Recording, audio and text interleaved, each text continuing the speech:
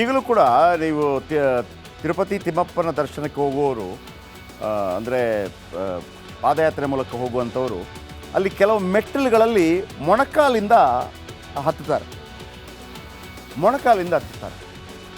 ಈ ರಾಮಾನುಜಾಚಾರ್ಯರು ಆರಂಭದಲ್ಲಿ ಇದನ್ನು ಮಾಡಿದರು ಅಂತೇಳಿ. ಹಾಗಾಗಿ ಅಂದರೆ ಪವಿತ್ರ ಜಾಗ ಅನ್ನೋ ಕಾರಣಕ್ಕಾಗಿ ಮೊಣಕಾಲಿನ, ಅಂದರೆ ಕಾಲನ್ನು ಕೂಡ ಇಡಲಾರೆ ಅಂತ, ಕಾಲು ಅಂದರೆ ಪಾದ ಸ್ಪರ್ಶ ಕೂಡ ಮಾಡಲಾರೆ ಅಂತ. ಹಾಗಾಗಿ ಮೊಣಕಾಲಿಂದ ರಾಮಾನುಜಾಚಾರ್ಯರು ಶುರು ಮಾಡೋದು ಅದು. ಈಗಲೂ ಅನೇಕ ಭಕ್ತರು ಒಂದು 4 ಸ್ಟೆಪ್ ಆದರೂ ಏನು ಮೊಣಕಾಲಲ್ಲಿ ಅಲ್ಲಿ ಪ್ರದಕ್ಷಿಣೆ ಬರ್ತಾರೆ. ಇನ್ನು ಕೇಶಮುಂಡನ, ತಿರುಪತಿಯಲ್ಲಿ ಕೇಶಮುಂಡನದ ಪರಂಪರೆ ಇದೆ, ಭಾಳ ದೊಡ್ಡ ಪರಂಪರೆ. ಜಗತ್ತಿನಾದ್ಯಂತ ಇರೋ ಭಕ್ತರಿಂದ ಕೇಶಮುಂಡನವಾಗುತ್ತೆ. ನೀವು ಪ್ರಪ್ರಥಮವಾಗಿ ಫಸ್ಟ್ ಟೈಮ್ ಮಕ್ಕಳನ್ನು ಕರ್ಕೊಂಡು ಹೋದ್ರೆ, ಅಂದರೆ ನಾನು ಮೊನ್ನೆ ಕೂಡ ಹೇಳಿದೆ, ಫಸ್ಟ್ ಟೈಮ್ ನೀವು ಕೇಶಮುಂಡನ ಮಾಡ್ತಾಯಿದ್ರೆ ಅಲ್ಲಿ ಅವರು ಕೇಶಮುಂಡನ ಫಸ್ಟಿನ ಒಂದು ಕೂದಲನ್ನು ತೆಗೆದುಬಿಟ್ಟು ಪೇಪರಲ್ಲಿ ಕಟ್ಟಿ ಕೊಡ್ತಾರೆ. ಕೊಟ್ಬಿಟ್ಟು ಕಾಣಿಕೆ ಜೊತೆ ಹುಂಡಿಗೆ ಹಾಕಿ ಅಂತಾರೆ.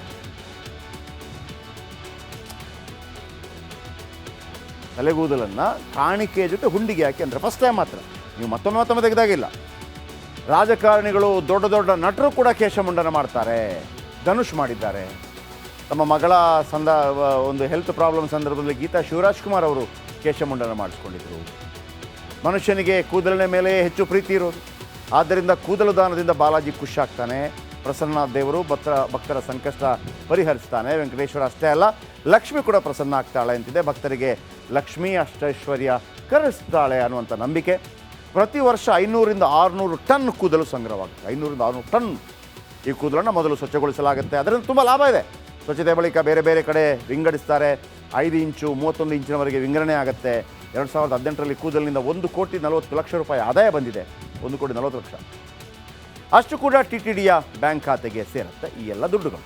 ಈ ಪ್ರಸಾದ ಏನು ಕೊಬ್ಬು ಬೆರೆತ ಪ್ರಸಾದ ಇದೆಯಲ್ಲ, ಇದಕ್ಕೆ ಪ್ರಾಯಶ್ಚಿತ ಏನು? ಪವನ್ ಕಲ್ಯಾಣ್ ಏನೋ 11 ದಿನದ ದೀಕ್ಷೆ ತೊಟ್ಟಿದ್ದಾರೆ. ತಿಮ್ಮಪ್ಪನ ಪ್ರಸಾದವೆಂದು ತಿಂದವರು ಏನು ಮಾಡಬೇಕು? ಎಂತೆಂಥವರು ತಿಂದಿದ್ದಾರೆ? ನರೇಂದ್ರ ಮೋದಿ, ಅಮಿತ್ ಶಾ, ಇನ್ನಿತರ ಮಹಾ ಸ್ವಾಮೀಜಿಗಳು. ಪ್ರಾಣಿ ಕೊಬ್ಬಿನ ತುಪ್ಪದ ಲಡ್ಡು ತಿಂದರೆ ಏನಾಗತ್ತೆ? ತಿರುಪತಿ ತಿಮ್ಮಪ್ಪನ ಭಕ್ತರು ಪಾಪಕ್ಕೆ ಗುರಿ ಆಗ್ತಾರಾ? ಹಿಂಗೆಲ್ಲ ಇರುತ್ತಲ್ವ ಅವರವರ ನಂಬಿಕೆ ಪ್ರಕಾರ. ಆಗಮಶಾಸ್ತ್ರ, ಗರುಡ ಪುರಾಣದಲ್ಲಿ ಇದರ ಬಗ್ಗೆ ಉಲ್ಲೇಖ ಇದೆಯಂತೆ. ಇದು ನಂಬಿಕೆ ಪ್ರಶ್ನೆ. ಇದು ಪ್ರತಿ ಶಿಕ್ಷೆ ಪ್ರಾಯಶ್ಚಿತ ಮಾರ್ಗಗಳ ಉಲ್ಲೇಖ ಇಲ್ಲಿ ಇದೆಯಂತೆ ಗರುಡ ಪುರಾಣಗಳಲ್ಲಿ. ಸಾಕ್ಷಾತ್ ಗರುಡಾದ್ರಿಯ ಮೇಲೆ ನೆಲೆ ನಿಂತಿರೋ ತಿಮ್ಮಪ್ಪನೇ ಇಂಥ ಕೆಲಸ ಮಾಡಿದವರಿಗೆ ಶಿಕ್ಷೆ ಕೊಡ್ತಾನಂತೆ. ಗರುಡ ಪುರಾಣದಲ್ಲಿನ 20 ಗರುಡ ಪುರಾಣದಲ್ಲಿ ಘೋರ ನರಕಕ್ಕೆ ತಳ್ತಾನೆ ಅನ್ನುವಂಥ ಒಂದು ಪ್ರತೀತಿ, ನಂಬಿಕೆ. ಕೊಬ್ಬಿನ ಲಡ್ಡು ತಿಂದ ಪಾಪಕ್ಕೆ ಧರ್ಮಶಾಸ್ತ್ರದಲ್ಲಿ 3 ಪರಿಹಾರ ಕೂಡ ಇದೆಯಂತೆ. ಭಕ್ತ ಕೋಟಿ ಲಡ್ಡು ತಿಂದ ತಪ್ಪಿಗೆ ಪರಿತಪಿಸಬೇಕಾಗಿಲ್ಲ, ಯಾಕೆಂದರೆ ಅದು ತಿಳಿಯದೆ ಮಾಡಿದ ತಪ್ಪಾಗಿರುತ್ತೆ. ಸಾಕ್ಷಾತ್ ತಿಮ್ಮಪ್ಪನ ಪ್ರಸಾದವೆಂದೇ ತಿಂದಿದ್ದು ಘೋರ ತಪ್ಪಲ್ಲ. ವೆಂಕಟೇಶ್ವರನ ಪಾದ ಸ್ಪರ್ಶ ಮಾಡಿದರೆ ತೊಡಕು ಎದುರಾಗಲ್ಲ. ಶುಭ್ರವಾಗಿ ಸ್ನಾನ ಮಾಡಿ ಕೈ ಮುಗಿದ್ರು ಸಾಕಾಗತ್ತೆ. ಕೋಪಗೊಂಡ ಶ್ರೀನಿವಾಸನನ್ನು ಶಾಂತಗೊಳಿಸಬಹುದು. ಪ್ರಸನ್ನಗೊಳ್ಳುವ ತಿಮ್ಮಪ್ಪ ಜಗತ್ತಿಗೆ ಒಳಿತನ್ನು ಮಾಡಬಲ್ಲ ಅಂತೇಳಿ ಅವರವರ ನಂಬಿಕೆ. ಆದರೆ ಒಂದಂತೂ ಭಾಳ ಸ್ಪಷ್ಟ, ಯಾವ ದೇವರು ಕೂಡ ಯಾರ ಮೇಲೆ ಕೂಡ ಕೋಪಿಸ್ಕೊಳ್ಳೋದಿಲ್ಲ.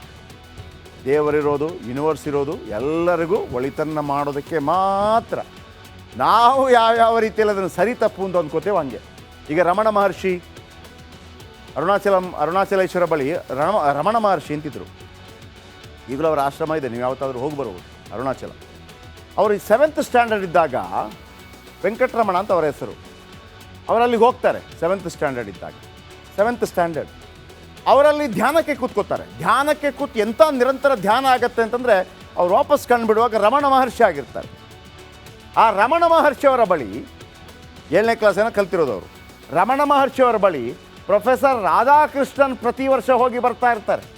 ಅಂದರೆ ಆಧ್ಯಾತ್ಮದ ಶಕ್ತಿ, ಸನಾತನ ಧರ್ಮದ ಶಕ್ತಿ ಅದು ರಮಣ ಮಹರ್ಷಿ ಬಗ್ಗೆ ಗೊತ್ತಿದ್ದವ್ರಿಗಿರ್ತದೆ. ರಮಣ ಮಹರ್ಷಿ ಒಂದು ಮಾತನ್ನು ಹೇಳ್ತಾರೆ, ಜಗತ್ತಿನಲ್ಲಿ ಪ್ರಪಂಚದಲ್ಲಿ ಸರಿ ತಪ್ಪು ಅನ್ನೋದೇ ಇಲ್ಲ ಅಂತ.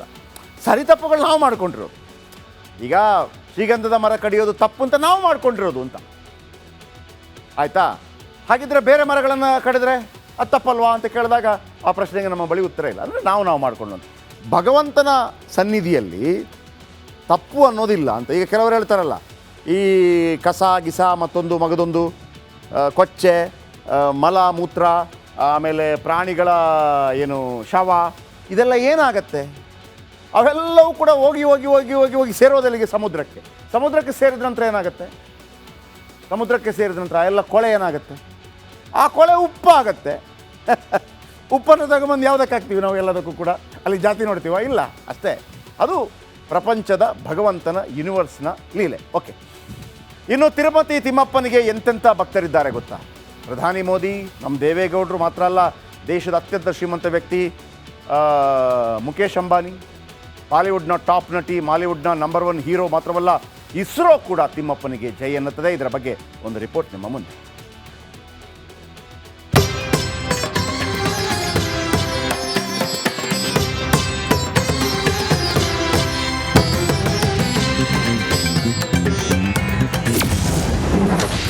ಇಸ್ರೋಗೂ ಗೊತ್ತು ತಿರುಪತಿ ತಿಮ್ಮಪ್ಪನ ಗತ್ತು. ಅಂಬಾನಿಗೂ ವೆಂಕಟೇಶ್ವರನ ಮೇಲೆ ಪ್ರೀತಿ.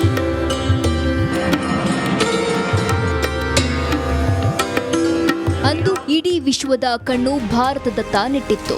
ಭಾರತದ ಮಹತ್ವಾಕಾಂಕ್ಷೆಯ ಚಂದ್ರಯಾನ 3ರ ಯೋಜನೆ ಸಕ್ಸಸ್ ಆಗಿತ್ತು. ಜಗತ್ತಿನ ಯಾವುದೇ ದೇಶದ ವಿಜ್ಞಾನಿಗಳು ಮಾಡದ ಸಾಧನೆಯನ್ನ ಭಾರತೀಯ ವಿಜ್ಞಾನಿಗಳು ಮಾಡಿದ್ರು. ಚಂದ್ರಯಾನ 3ರ ನೌಕೆ ಹೊತ್ತ ವಾಹನ ಉಡಾವಣೆಗೂ ಮುನ್ನ ಇಸ್ರೋ ವಿಜ್ಞಾನಿಗಳು ತಿರುಪತಿ ತಿಮ್ಮಪ್ಪನ ಬಳಿ ಹೋಗಿ ನೌಕೆಯ ಒಂದು ಮಾದರಿಗೆ ಪೂಜೆ ಸಲ್ಲಿಸಿದ್ರು.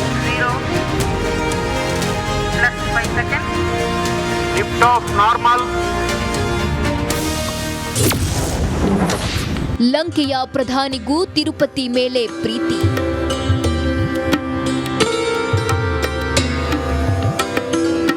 ಶ್ರೀಲಂಕಾದ ಮಾಜಿ ಪ್ರಧಾನಿ ರನಿಲ್ ವಿಕ್ರಮಸಿಂಘೆ ಪಟ್ಟಕ್ಕೇರುತ್ತಿದ್ದಂತೆಯೇ ತಿರುಪತಿ ದರ್ಶನಕ್ಕೆ ಓಡಿ ಬಂದಿದ್ರು. ತಿಮ್ಮಪ್ಪನಿಗೆ ಕೈ ಮುಗಿದು ಹೋಗಿದ್ರು. ಅಧಿಕಾರಾವಧಿ ಪೂರ್ಣಗೊಳಿಸಿದ್ರು. ತಿರುಪತಿಗೆ ಅಂಬಾನಿ ಕೋಟಿ ಬೆಲೆಯ ಗಿಫ್ಟ್. ದೇಶದ ಅತ್ಯಂತ ಶ್ರೀಮಂತ ವ್ಯಕ್ತಿ ಮುಖೇಶ್ ಅಂಬಾನಿ ತಿರುಮಲ ತಿರುಪತಿ ದೇವಸ್ಥಾನಕ್ಕೆ ಭೇಟಿ ನೀಡೋದು ಕಾಮನ್. ದೇವಸ್ಥಾನದ ಒಳಗಿನ ರಂಗನಾಯಕುಲ ಮಂಟಪಕ್ಕೆ ಭೇಟಿ ನೀಡಿ ಅಂದಿನ ಟಿಟಿಡಿ ಇಒ ಎವಿ ಧರ್ಮರೆಡ್ಡಿಗೆ ಮುಖೇಶ್ ಅಂಬಾನಿ 1.5 ಕೋಟಿಯ ಡಿಮ್ಯಾಂಡ್ ಡ್ರಾಫ್ಟ್ ಹಸ್ತಾಂತರಿಸಿದ್ರು. ತಿರುಪತಿಯ ಪರಮ ಭಕ್ತೆ ಜಾನ್ವಿ ಕಪೂರ್.